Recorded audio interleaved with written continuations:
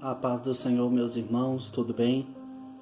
Neste dia de hoje nós estaremos estudando a lição 4, que seria dado dia 26 de abril de 2020. A lição vai falar sobre a iluminação espiritual do crente. Antes de nós adentrarmos a lição, vamos fazer uma oração. Maravilhoso Deus, soberano e eterno Pai, mais uma vez nós te agradecemos por essa lição maravilhosa, esse trimestre da qual o Senhor tem nos abençoado através da Tua Palavra, onde o Senhor tem nos ensinado através da carta aos Efésios. Que o Senhor possa abençoar a Tua igreja de um modo especial e específico, que as Tuas bênçãos sejam derramadas na vida de cada um, que nós venhamos ter a cada dia mais sabedoria para transmitir a Tua Palavra com clareza, com retidão e pureza e não desviando dela. E assim abençoa a Tua igreja em nome de Jesus. Amém, irmãos? Nós vamos fazer aqui agora, vimos o tema da lição, a iluminação espiritual do crente, texto áureo, para que o Deus de nosso Senhor Jesus Cristo, o Pai da glória, vos dê em seu conhecimento o espírito de sabedoria e de revelação. Isso encontra em Efésios capítulo 1, versículo 17. Verdade prática, a vocação do crente inclui a herança de preciosas riquezas conferida aos eleitos pela grandeza do poder de Deus. Então, leitura bíblica em classe será lido em Efésios, capítulo 1, do versículo 15 ao 23. E diz assim: pelo que ouvindo eu também a fé que entre vós há no Senhor Jesus, e o vosso amor para com todos os santos.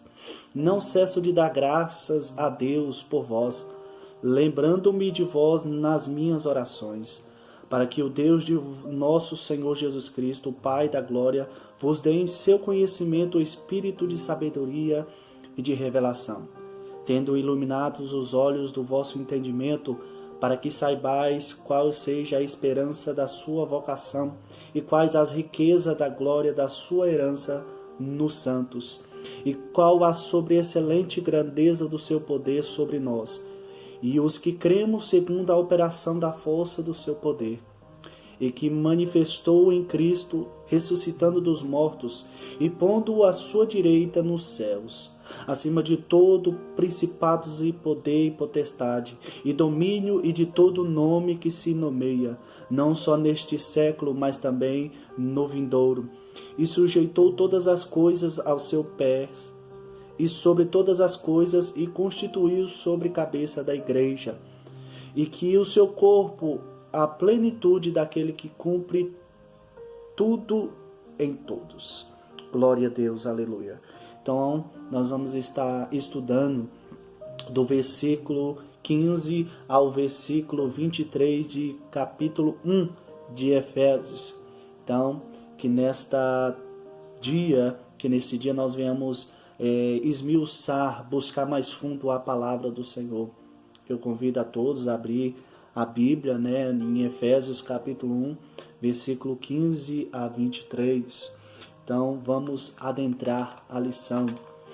Na introdução vai falar a respeito, ainda no primeiro capítulo, o apóstolo Paulo inicia uma longa sentença, assim dividida: ação de graça, oração intercessora e confissão de louvor e exaltação. Nessa sentença somos exortados a louvar o Senhor pela nossa eleição, buscar a iluminação do Espírito para compreender a dimensão de nossa chamada e a herança divina, bem como entender a grandeza do poder de nosso Senhor. Então, na introdução, nós estamos vendo que aqui esses versículos já citados, desde o versículo 15 ao 23, nós vamos falar alguns tópicos importantes, alguns assuntos importantes. Vai falar sobre ação de graça, vai falar sobre confissão e também vai falar sobre louvor e exaltação. Então nós vamos abordar esses três temas aí dentro desses versículos.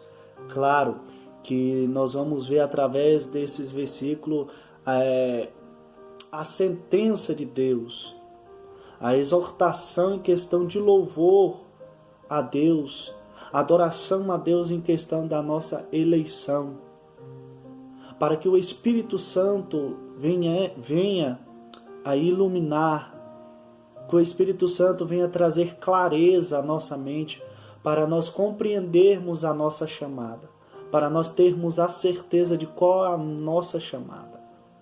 E já falo aqui, qual é a tua chamada? Em que área você foi vocacionado? O que você tem feito para que essa vocação frutifique na tua vida?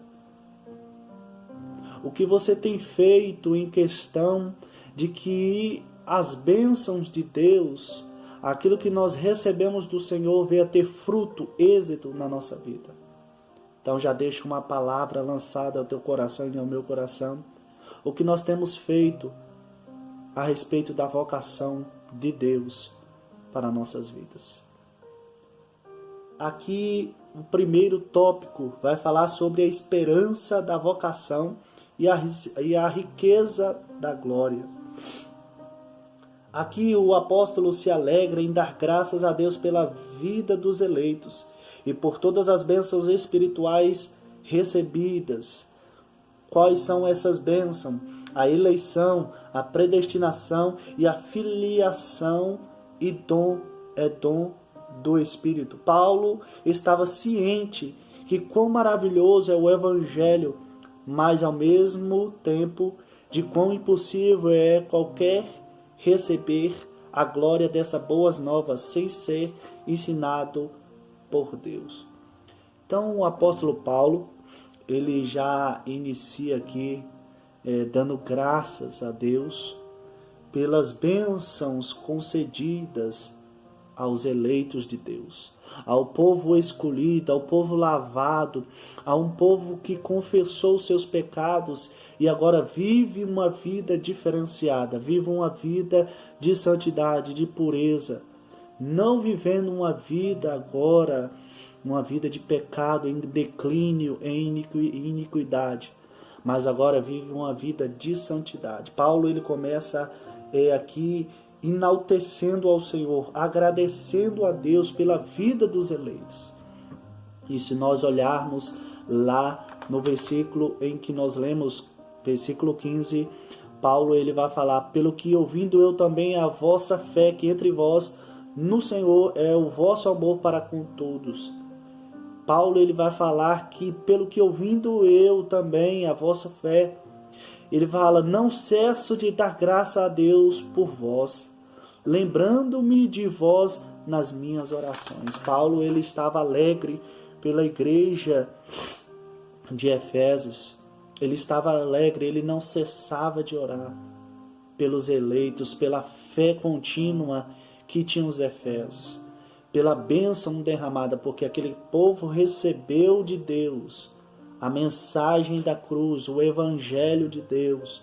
Eles foram agora eleitos, eles foram predestinados, recebeu o nome de ser chamado filho de Deus, recebeu os dons espirituais. E Paulo agora estava agradecendo a Deus pela vida do povo, da igreja de Éfeso. Mas Paulo ele sabia que era muito difícil de pregar o evangelho. Paulo ele sabia que existia uma certa dificuldade de anunciar a palavra do Senhor. Por isso que em alguns versículos mais à frente, Paulo ele vai falar para que a iluminação do Espírito Santo ilumine o vosso entendimento. Porque o homem de si próprio, ele não se achega a Deus. Ele não compreende a mensagem da cruz. Ele não compreende. E nós vamos ver em 1 Coríntios capítulo 2, versículo 14 e 15. Vai falar: ora, o homem natural não compreende as coisas do Espírito de Deus, porque lhe parecem loucura e não pode entendê-las, porque elas se discernem espiritualmente. Mas o que é espiritual discerne bem tudo, e ele de ninguém é discernido. Então o homem por si próprio, ele não se achega a Deus. Pelo seu entendimento, ele não se achega ao Senhor. Porque o homem natural não compreende as coisas espirituais, aquilo que é de Deus, aquilo que proveio de Deus. Porque isso, a mensagem da cruz, é loucura para os que perecem. Mas para nós que recebemos a palavra, compreendemos, é poder de Deus. Então nós vamos ver, Paulo, ele sabia dessa dificuldade, mas ele não desistiu, ele continuou pregando a palavra de Deus. A ação de graça, a intercessão. Paulo, ele intercedia, ele tinha essa intercessão de continuar orando pela igreja de Deus, para que o evangelho chegasse às outras nações. Ele agradeceu ao Senhor pelas bênçãos derramadas na vida de todos aqueles, eleição, predestinação, receber os dons de Deus. Mas Paulo, ele queria mais, muitas pessoas queriam ser alcançadas pelo evangelho do Senhor. E aqui o subtópico 2, a esperança da vossa vocação. A esperança da vossa vocação. E aqui vai falar qual seja a esperança da sua vocação. Assim eles seriam capazes de experimentar e conhecer profundamente e espiritualmente os privilégios de serem vocacionados. Esperança se divide em pelo menos 3 aspectos. Deus chamou pessoas no passado, uma chamada que ele teve a iniciativa por meio da eleição de Cristo, da qual fazemos parte. B. A chamada abrange o serviço e santificação no presente, isto é, acha-se irrepreensível viver em comunhão e andar de modo digno, e ser a participação gloriosa no futuro, que compreende na vida eterna a esperança de conhecer Deus face a face. Glória a Deus. A esperança, a certeza. Esperança significa, o termo esperança não significa espero que isso aconteça. Não. Esperança significa algo de certeza, convicto daquilo que acontece ou vai acontecer. Não é uma mera dúvida, mas é uma certeza. A certeza da vossa vocação. Isso está no versículo 18. Qual seja a certeza da sua vocação. Assim eles seriam capazes de experimentar. A igreja de Éfeso deveria experimentar, conhecer profundamente e espiritualmente os privilégios de serem vocacionados pelo Senhor. Então, a nossa vocação, a certeza daquilo que nós fomos chamados, nós teremos certeza somente experimentando, se aprofundando, recebendo os privilégios da parte do Senhor, recebendo das coisas espirituais. Não tem como nós termos certeza da nossa vocação, não tem como nós termos convicção daquilo que nós fomos chamados, se nós não experimentarmos, se nós não sair do superficial e se aprofundar mais, de nós sairmos desta terra algo superficial e se mergulhar nas coisas espirituais, algo mais profundo. Nós temos que mergulhar, porque só assim nós vamos entender quais são os privilégios da nossa vocação. Quais são os privilégios dessa vocação. Então, que nós venhamos refletir neste dia de hoje, porque não seríamos capazes de experimentar ou de conhecer profundamente, espiritualmente, os privilégios de serem vocacionados. Não tem como. Mas aqui vai falar que a esperança se divide em pelo menos 3 aspectos. A certeza da nossa vocação se divide em 3. Porque Deus chamou as pessoas no passado. Uma chamada em que Ele teve a iniciativa por meio da eleição em Cristo Jesus. 2.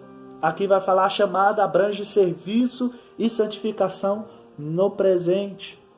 A certeza da nossa chamada, da nossa vocação, abrange o serviço em que nós fazemos para o Senhor. E através desse serviço nós vamos nos santificando a cada dia mais. A nossa santificação é gradativamente, a cada dia, a cada manhã em que nós abrimos nossos olhos, nós devemos nos santificar a cada dia, indo para o rumo da santificação. Em Hebreus vai falar que sem santificação ninguém verá ao Senhor. Aqui vai falar que essa santificação acha-se irrepreensível viver em comunhão e andar de modo digno. Pessoas que se acham-se irrepreensível, que não tem nenhuma acusação, que ninguém aponta o seu erro, a sua falha, ele anda de modo irrepreensível. Vale ressaltar que aqui não estou falando que nenhum ser humano ele erra, não. Mas andar de modo digno, andar de forma santa, irrepreensível, de um modo em que Cristo ele andou. Lembro-me aqui agora em que os fariseus e os saduceus, eles queriam acusar Jesus de alguma forma de seus erros. Pegaram Jesus, prenderam Jesus e levaram ao templo. E ali começaram a pegar alguns testemunhos falsos para acusar algum erro contra o Senhor Jesus.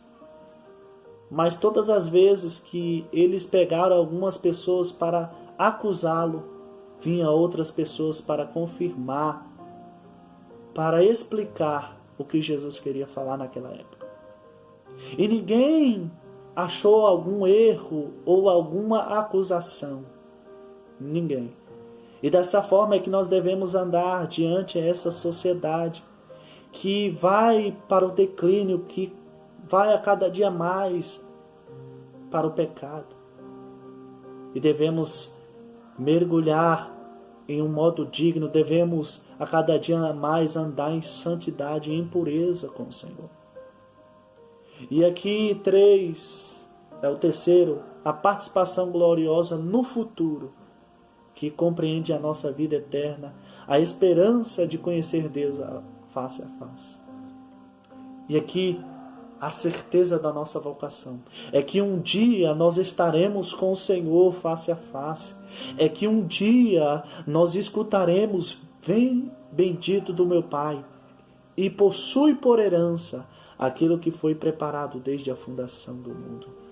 E quando nós, aqui neste corpo, seremos transformados, este corpo corruptível se revestirá de incorruptibilidade.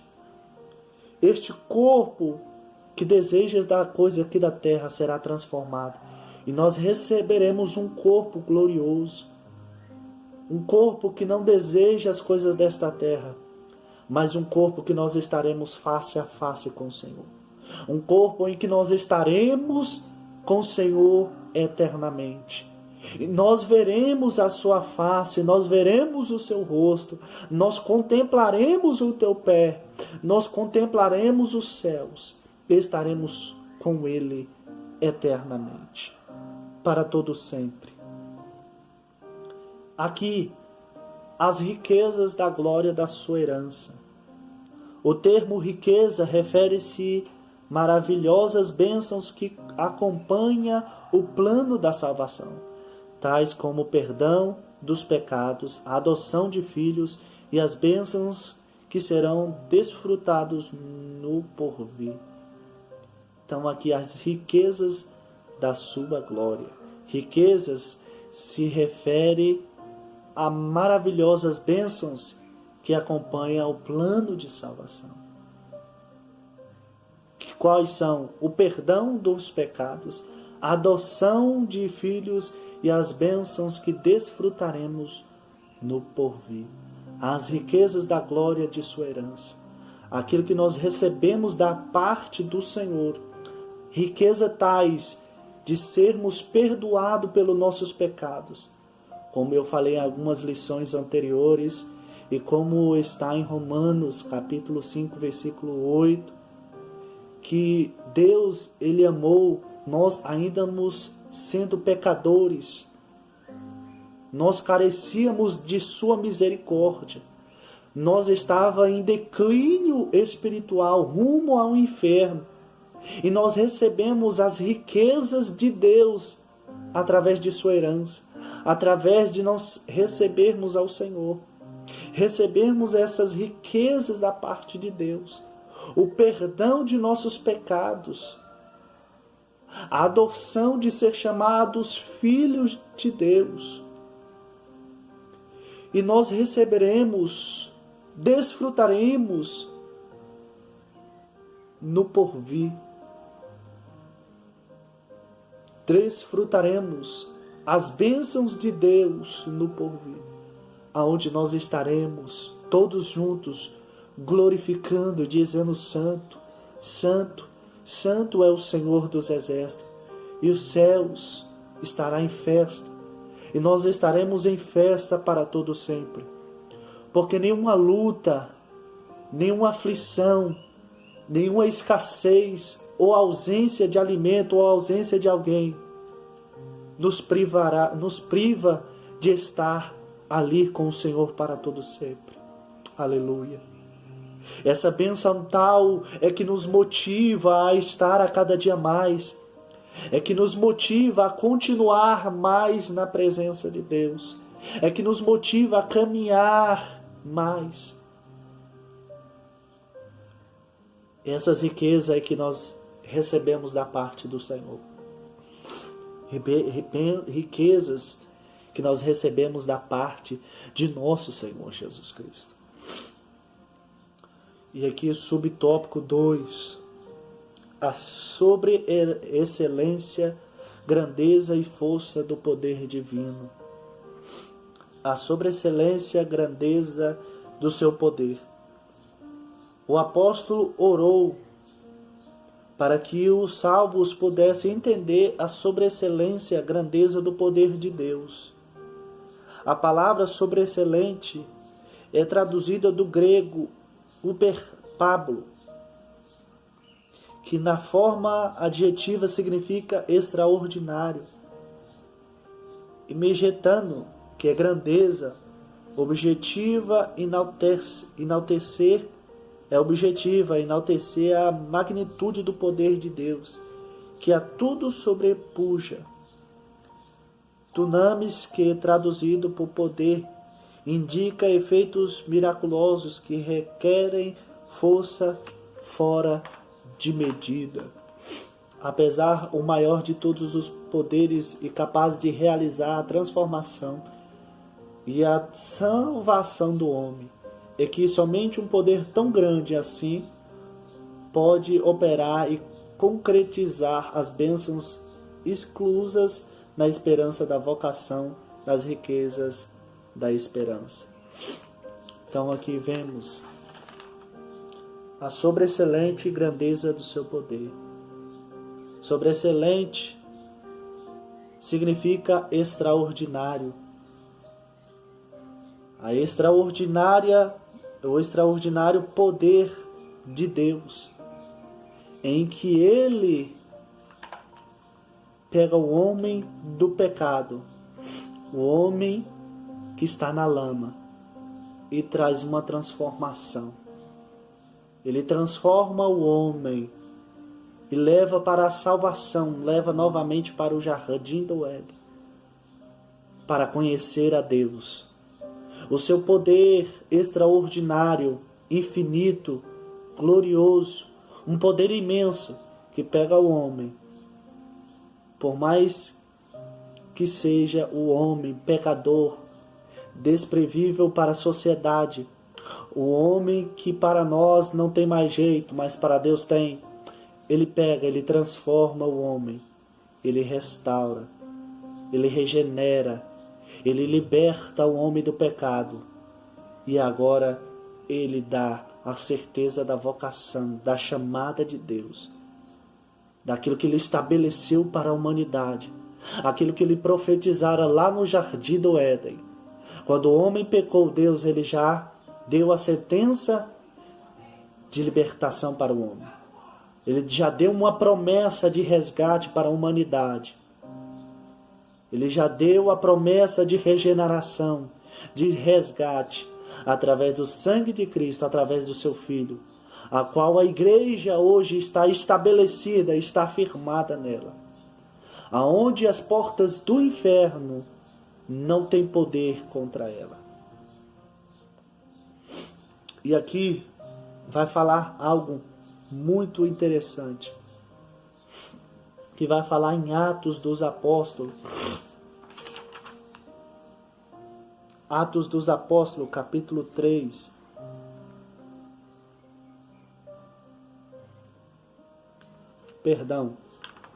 Vai falar aqui sobre a força do poder divino. A força do poder divino. Segundo a operação da força do seu poder. Primeiro, a palavra operação, que é a tradução de energia, e também significa eficácia, sinalizando a ideia de poder em atividade. Força vem do termo karatos, que traz a ideia de intensidade. E skous, que indica o poder inerente de Deus. A força do poder divino. Isso significa o quê? A associação desses três conceitos. Força, poder divino. Que vai falar, a associação desses conceitos revela o poder potencial de Deus, que inerente à sua natureza divina, opera em favor dos que creem. A ressurreição de Cristo, sua ascensão à direita de Deus nos céus, a sua eleição acima de todo o domínio. Nós vamos ver aqui a questão da força do poder divino. Vai falar que a operação, que significa a eficácia do poder de Deus, é um poder em atividade. Força vem do termo kratos, que traz a ideia de intensidade, e a outra palavra que significa poder inerente em Deus. Esse poder potencial é um poder inerente de Deus, da natureza de Deus, para resgate da humanidade. É uma natureza, um poder, aquilo que vem de Deus, é próprio da natureza do Senhor em questão de resgate da humanidade, em questão de resgate. É um poder do Senhor, da natureza de Deus. E nós podemos aqui dar um exemplo do poder natural de Deus, a ressurreição de Cristo, sua ascensão à direita de Deus no céu e sua eleição acima de todo o domínio. Isso é algo natural, é natureza de Deus. E aqui o terceiro tópico. Vamos falar sobre Cristo, o nosso exemplo de exaltação.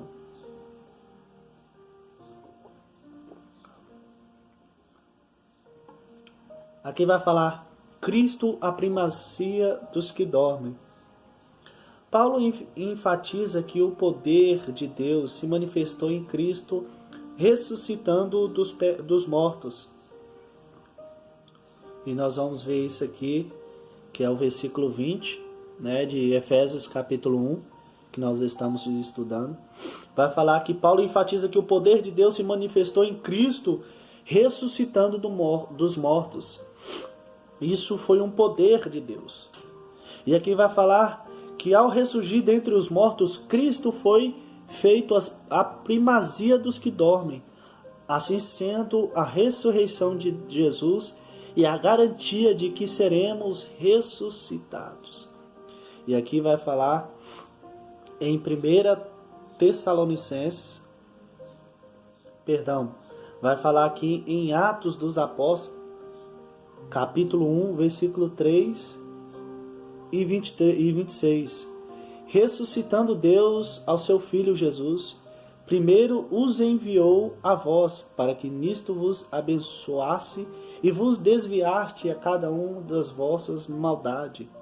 Em 1 Tessalonicenses também, capítulo 4, versículo 14, vai falar: porque se crermos que Jesus morreu e ressuscitou, assim também aos que em Jesus dormem, Deus os tornará a trazer com ele. Então, Deus, com poder, manifestou em Cristo, o ressuscitando dentre os mortos. Deus o ressuscitara o seu Filho ao terceiro dia. E aqui vai falar que Cristo ressuscitando, ele se fez primícia, foi o primeiro dentre os mortos, dos que dormem. Assim sendo, a ressurreição de Jesus é a garantia de que seremos ressuscitados. E lá em Tessalonicenses, nós vamos ver em 1 Coríntios, capítulo 15, vai falar sobre a respeito daqueles que dormem já no Senhor e aqueles que estão vivos. E Paulo ele vai falar que a igreja de Coríntios não viesse a ser enganado ou se preocupasse com aquilo. Mas Paulo ele vai falar: olha, aqueles que já dormem, eles serão transformados. Eles receberão o corpo do Senhor e eles ressuscitarão primeiro. E nós que estamos vivos seremos transformados com o Senhor e juntos nós encontraremos com o Senhor nos ares. Mas por que nós temos essa certeza?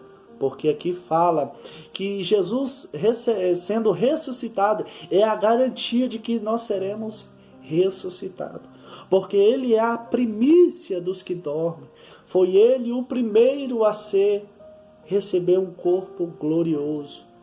Nós sabemos que ele estava aqui na terra, que ele estava em carne, que ele era 100% homem e 100% Deus. Mas nós sabemos que ele morreu e ressuscitou. O Senhor Deus o ressuscitara, como nós vemos aqui em Atos dos Apóstolos, capítulo 3, versículo 26. E ressuscitando Deus ao seu Filho. Deus o ressuscitara ao seu Filho ao terceiro dia.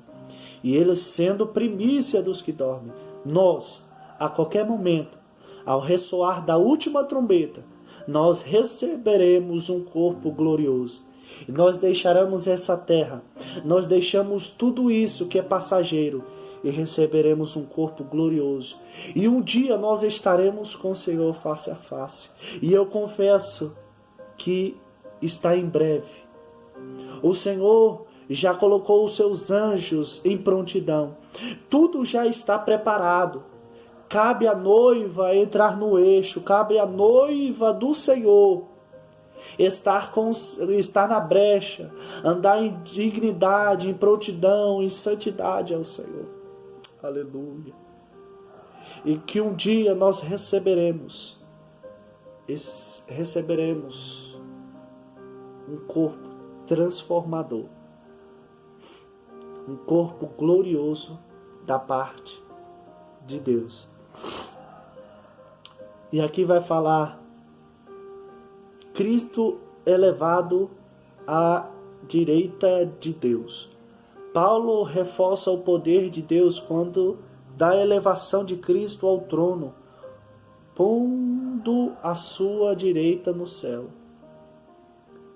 Com um completo triunfo de Cristo sobre o pecado e as forças do mal, esse triunfo também está assegurado aos salvos. Cristo elevado à direita de Deus. Paulo reforça o poder de Deus quanto à elevação. No versículo 20, Paulo está ressaltando aqui sobre a elevação de Cristo à direita do Pai, aonde nós lemos ali em Atos dos Apóstolos, aonde o Senhor é tomado dentre os discípulos e é assunto ao céu. E os discípulos, eles olham para o céu, e o anjo lá do céu fala: olha, por que olhais para cima? Dessa mesma forma, esse Jesus que foi notícia entre vós, da mesma forma ele voltará e buscará a sua igreja. E Paulo está ressaltando aqui esse poder, da mesma forma, desse mesmo triunfo, dessa mesma poder, ele retirará a sua igreja daqui da terra. E em Salmos capítulo 110, Salmo capítulo 110, perdão, que vai falar: disse o Senhor ao meu Senhor, assenta-te à minha mão direita, até que ponha aos seus inimigos por escabelo dos teus pés. Pondo à direita do Senhor, essa honraria de estar à direita do Pai. Jesus, ele assenta à direita de Deus, tendo essa autoridade ao céu. Nós sabemos aquele que se assenta do lado do lado de um rei, ou é porque ele é uma pessoa muito importante, ou é porque o rei quer honrar. E nós vamos ver que da mesma forma é Deus.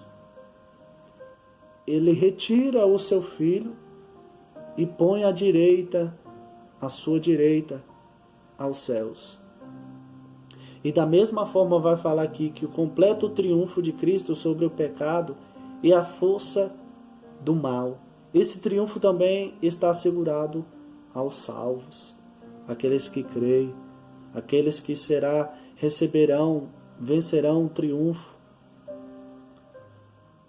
que será triunfante até o fim, receberá da parte de Deus. Deus com força retirará dessa terra com mão forte. Aqui Cristo exaltado sobremaneira. Nesse ponto Paulo ensina que o poder de Deus exaltou Cristo acima de todo o principado e poder e potestade e domínio e de todo nome que se nomeia. Significa que ele foi exaltado acima de toda eminência do bem e do mal e de todo o título que se possa conferir nessa era e também no porvir. O resultado desse triunfo traz duplo benefício para a igreja. Primeiro, que Deus fez Cristo cabeça da igreja. E segundo, que Deus designou a igreja para ser a expressão plena de Cristo.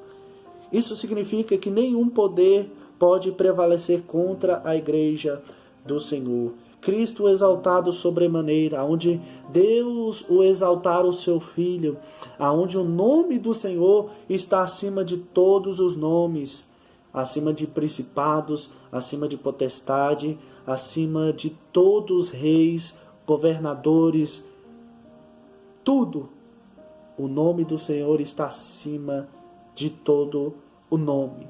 E Cristo sendo e tendo o nome acima de todos os nomes, porque Deus o exaltara, ele sendo cabeça da igreja, e ele sendo superior a tudo, e não há porta de inferno, não há inferno que prevaleça contra a igreja de Cristo, porque a igreja, ela está firmada, ela é o corpo de Cristo, ela é a noiva do Senhor. E Jesus sendo o cabeça da igreja, ela está firmada em Cristo, ela está unificada no Senhor. E o Senhor sendo cabeça, ele tem o comando, o controle da igreja. E a porta do inferno não prevalecerá contra a igreja do Senhor. Ela não tem domínio, e a igreja do Senhor, ela tem que continuar marchando na terra, ela tem que ir avante, porque o general, o cabeça, ele continua, ele tem um decreto, ele manda a gente pelejar, Ele manda a gente continuar pelejando. Então, que eu e você, venha ter essa certeza dessa chamada. Nós fomos vocacionados, nós fomos chamados, nós fomos abençoados, benção tal que nós recebemos o perdão do nosso pecado, somos chamados de filhos de Deus, temos o dom do Espírito Santo, e um dia nós estaremos lá com o Senhor nos ares, e um dia eu contemplarei você lá, e um dia nós se alegrará em que tudo isso aqui foi passageiro. Nenhuma tribulação, nenhuma aflição, nenhuma escassez, nada pode comparar com a glória que nos espera. Nada disso daqui pode nos privar da glória que está preparado para nós. Em que Cristo Jesus vos abençoe, e estarei orando para encerrar esta lição de hoje. Senhor, meu Deus maravilhoso Pai, muito obrigado por mais uma vez estar aprendendo um pouco da Tua Palavra. Senhor, sabemos que olhar para nós mesmos nós não conseguimos, mas que Teu Espírito venha trazer em nós frutos do Espírito Santo. Que Teu Espírito venha cada dia mais iluminar a nossa mente, o nosso entendimento, calabradai. Que Teu Espírito venha cada dia mais tocar em nosso coração, Senhor, trazendo um renovo espiritual para nossas vidas. Meu Deus, que o Senhor venha falar fortemente para com Teu povo. E assim nós Te louvamos e Te agradecemos, em nome de Jesus. Que Deus abençoe a todos.